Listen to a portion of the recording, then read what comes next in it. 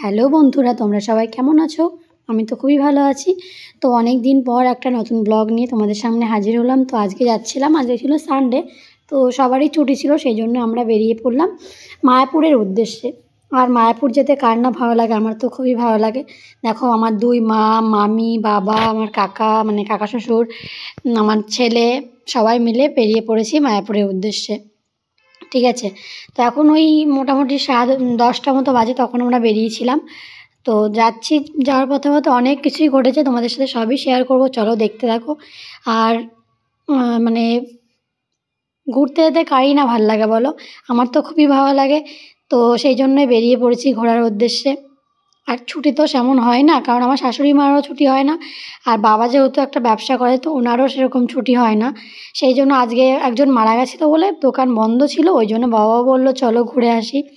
এ দেখো বেরিয়ে পড়েছি সবাই মিলে। আর ফ্যামিলির সাথে ঘুরতে যেতে খুবই ভালো লাগে, আমি একা একা ঘুরতে যেতে ততটা ভালো লাগে না। আর দেখো আমার মা, এটা আমার বোন, মাকেও তুলে নিলাম। আর বেথুয়া পৌঁছে গেছি, বেথুয়া এটা ফ্লাইওভার, ওটাই পার করে এখন যাচ্ছি। তো যেতে যেতে অনেক গল্প মজা হাসি ঠাট্টা করছিলাম, তারপরে হঠাৎ কি এমন হয়ে গেল তোমরা দেখতেই পাবে। ঠিক আছে, মনটা তখন একটু খারাপ হয়ে গেল। এ দেখো আমাদের গাড়ি দাঁড় করিয়ে দিয়েছে পুলিশে। ঠিক আছে, কি জানি কি ছিল না ড্রাইভারটার, তো সিট বেল্ট লাগিয়েছিল না, ওই জন্য দেখো গাড়িটা ধরেছে। মনটা খারাপ হয়ে গেল জানো তো। তারপর পৌঁছে গেলাম মায়াপুরে। আর আজকে এত ভিড় ছিল, তোমাদেরকে কি বলবো, না কোনো জায়গায় কোনো মানে খায়, দেখো পার্কিংটা দেখেই তো বুঝতে পারছো কতটা ভিড় ছিল। আর যখন মানে আজ যেহেতু সানডে, সেহেতু সবাই ধরো মায়াপুরে এসেছে, ওই জন্য ভিড়টাও খুব বেশি ছিল। আর আজ যেহেতু গুরু পূর্ণিমা আসছে সামনে, সেজন্য অনেক অনুষ্ঠানও শুরু হয়েছে মায়াপুরে, ওই জন্যও আরও লোকজন বেশি। এখন আমরা দেখতে শুরু করে দিয়েছি, অনেকটা বেজে গেছিলো বলে ভাবলাম প্রসাদটা মানে নিয়ে তারপরে আমরা ঘুরতে বেরোবো। তারপরে যেখানে প্রসাদের জন্য দাঁড়িয়েছিলাম, সেখানে জানো তো প্রসাদ আর এখন সেই আগের মতো নেই। তার লাইনে দাঁড়িয়ে থেকে থেকে তারপরে কিছুক্ষণ পরে বললো না হবে না, সেই জন্য আমরা ওখান থেকে বেরিয়ে, যেখানে আমাদের 50 টাকা করে 40 টাকা কুপন ছিল, সেটা 50 টাকা হয়ে গেছে জানো তো। তোমরা সবাই জেনে রাখো, না হলে আবার। তারপরে দেখো এখানে প্রসাদ দিয়ে দিয়েছে। আর কত মানুষ দেখেছো, মানে একটুও জায়গা নেই, মানে এত মানুষ হয়েছে না অন্য দিনের তুলনায়। অন্য দিনও তো আমরা গেছি, কিন্তু অন্য দিনের তুলনায় এদিন মনে হচ্ছিলো বেশি। আর আমার বাবু একটা থালা নিয়ে, গ্লাস নিয়ে বসে পড়েছে প্রসাদ খাবে বলে, ও খেয়েওছে জানো তো, এই প্রসাদটা খুব ভালো খেয়েছে। তারপরে আমরা চলে গেলাম ওই খাওয়া দাওয়া সেরে, এখন যাব আমরা নবদ্বীপের উদ্দেশ্যে, মানে ওপারে গিয়ে অনেক কিছু দেখার আছে, মামিও দেখেনি, আমিও সেরকম দেখিনি, সেই জন্য ওই ওপারে যাব। ওপারে আমরা অনেক কিছু দেখেছিলাম, যেমন সোনার গৌরাঙ্গ, তারপরে সচী মাতা, তারপরে গুপ্ত বৃন্দাবন, তারপরে পোড়ামতলা, আমরা অনেক কিছুই দেখেছিলাম। তারপর আমাদের বাড়ি ফিরতে ফিরতে অনেক রাত হয়ে গেছিলো, প্রায় ওই 9:30 10টা বেজে গেছিলো। তো এখানে দাঁড়িয়ে আছি, মা আর মাম্মি কোথায় যেন গেছে, তাই আর দেখো লঞ্চে উঠবো, এখন লঞ্চ পার হয়ে ওপাশে যাব। আর আমার ছেলের বায়না, যেটা দেখতে পাচ্ছ এটাও নেবে, যেটা দেখছে তো সেটাই নেবে, বায়না করছে। কীও করবো বলো, বাচ্চা মানুষ। তারপরে ওকে ওইটা কিনে দেওয়া হলো। তারপরে জানো তো ওপারে গিয়েছে, ঘাট পার হয়ে ওপারে গিয়েও দেখেছে ডুগডুগি, ওটাও নেবে, না দেওয়া হচ্ছে তোই কান্না করছে জানো তো। আর বাচ্চা কাচ্চা নিয়ে ঘুরতে যাওয়া মানে খুবই মুশকিলের ব্যাপার জানো না। আর দেখো টোটোয় উঠে পড়েছে, একটা টোটো রিজার্ভ করে নিয়েছিলাম, তো সেই কাকুটাই আমাদেরকে সব দেখিয়ে দিয়েছে।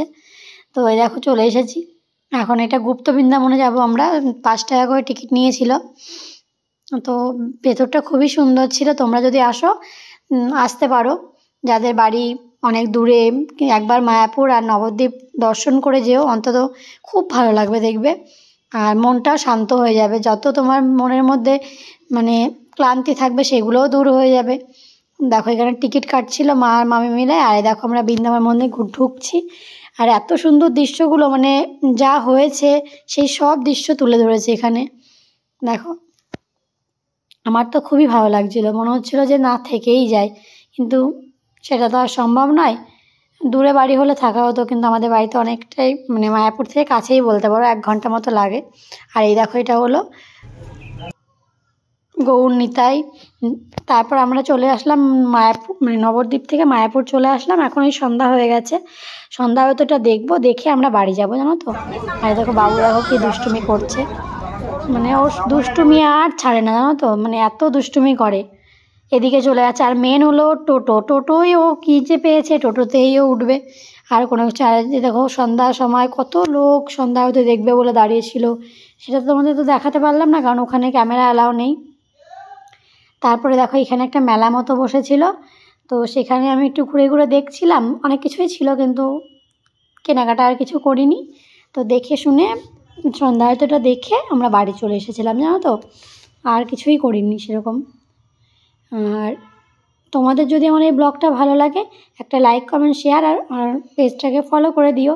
আর ভালো ভালো ব্লগ দেখার জন্য আমার পাশে থেকো, আর কমেন্ট করে জানিও যে কেমন হয়েছে।